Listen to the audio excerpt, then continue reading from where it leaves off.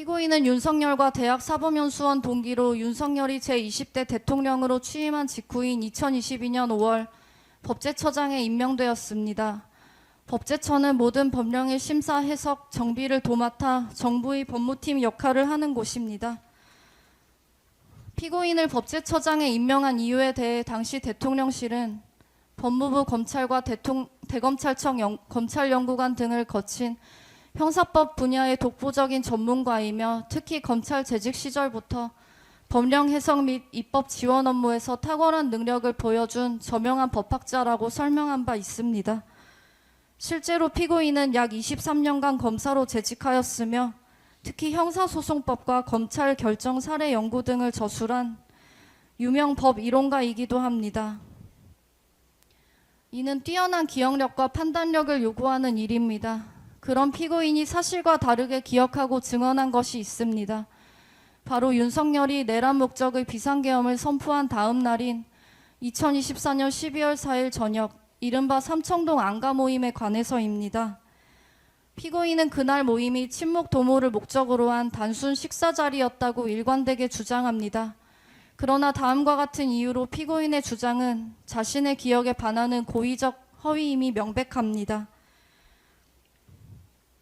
첫째, 대통령 탄핵소추안이 발의된 상황에서 친목 모임을 가졌다는 주장은 거짓입니다. 2024년 12월 4일은 바로 전날 윤석열이 비상계엄을 선포했다가 국회의 의결로 이를 해제한 당일입니다. 이날 정치권에선 6개 야당이 윤석열에 대한 대통령 탄핵소추안을 발의하였고 검찰과 경찰은 내란 혐의 수사에 착수하기 직전이었습니다. 또 정권 퇴진을 요구하는 시민들의 거리 집회가 곳곳에서 열리고 있었습니다. 이처럼 거센 반발과 압도적인 비판 여론으로 인해 대통령실과 내각은 고립무원의 상태에 놓여 있었고 대통령과 정부의 거취를 둘러싼 전국 정망은 극도로 불투명한 상황이었습니다. 당시 국무총리 한덕수는 비상계엄 해제 이후 사태 수습을 위해 부처별 비상대기 명령까지 내려놓은 상태였습니다.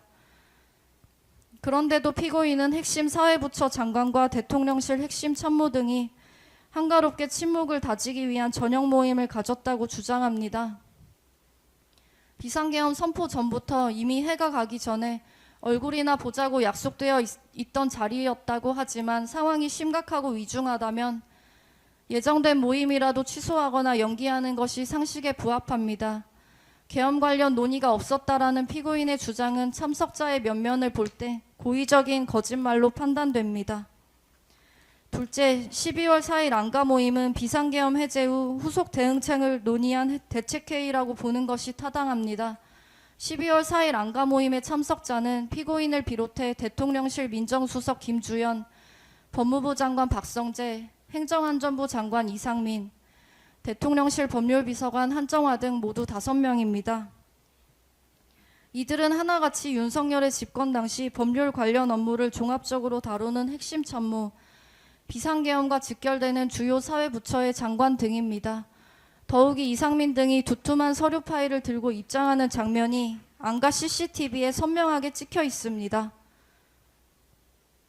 아무리 고위공직자라 해도 사적인 연말 친목 모임에 두툼한 서류 뭉치를 들고 참석하는 것은 상식과 예의에 반하는 행동입니다.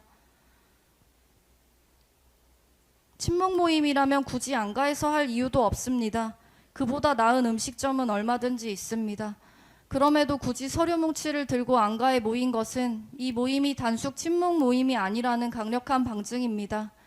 이들이 모임 직후 휴대전화를 바꾸거나 벌인 행위 역시 이날 모임의 성격을 증언하고 있습니다. 대통령의 탄핵소추, 검경의 내란죄 수사가 임박한 상황에서 이는 비상계엄의 위법성을 은폐하고 정당화 논리를 개발하기 위한 대책회의 자리였다고 보는 것이 경험칙과 상식에 부합합니다.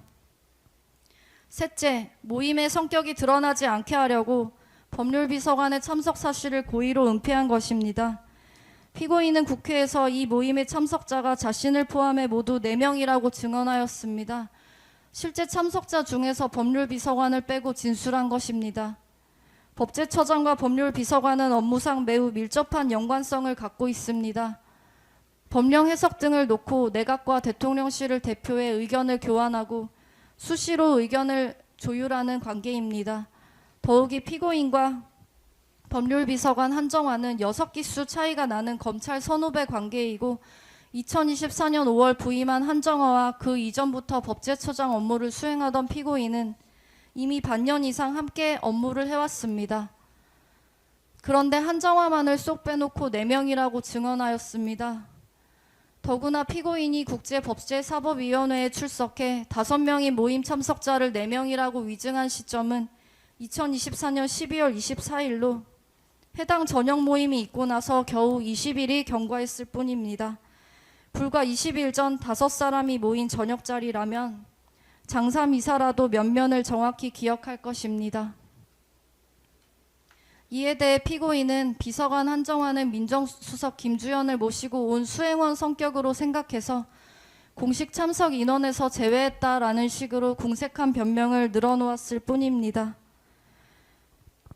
엄중한 시기에 사적인 모임에 대통령 비서관을 수행원으로 데리고 다니거나 사적인 모임을 수행하는 대통령 비서관이 있다고 생각했다면 피고인이 오랜 검사 생활과 법제처장으로 재직하면서 공사를 구분하지 않고 그와 같이 해왔기 때문이라 할 것입니다.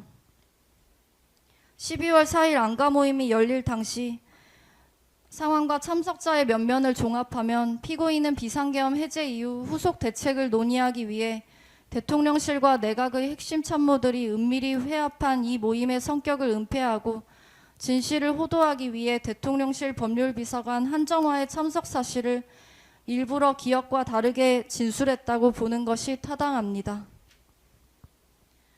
넷째, 5.17 내란 판례를 인용하며 형법 주회의 내란죄 부분을 집필하고 무장 군인의 국회 난입을 목도하고도 정당화에 참여하는 이중성으로 국민을 기망하고 있습니다.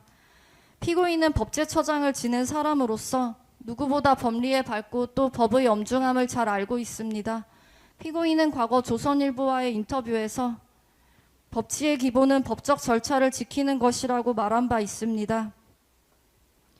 그렇다면 법적 절차를 지키지 않은 윤석열의 계엄은 당연히 범죄의 기본을 위배한 범죄 행위인 것이며 평소 피고인의 소신에 따른다면 윤석열의 내란에 대해 크게 분노하고 준엄히 비판하며 단죄를 요구하는 것이 마땅하다고 할 것입니다.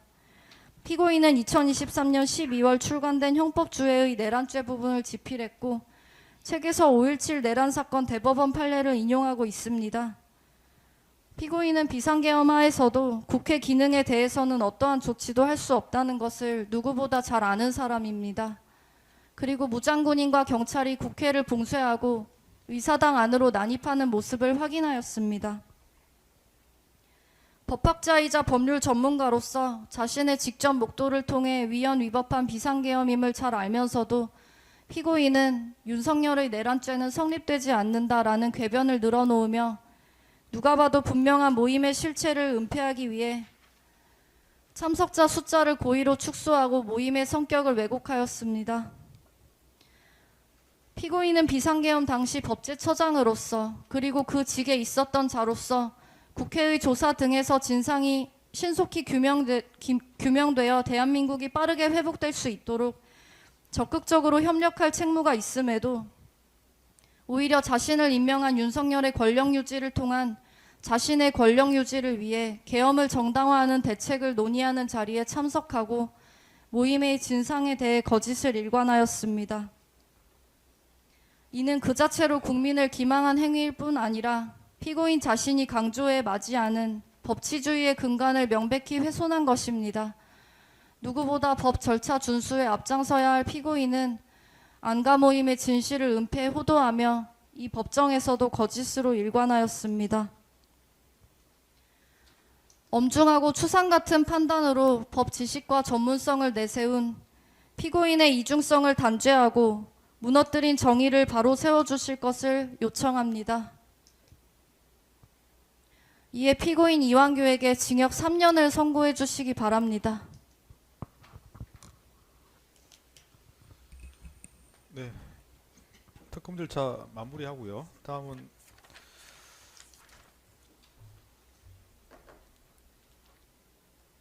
변호인들께 최후 변론을 하실 텐데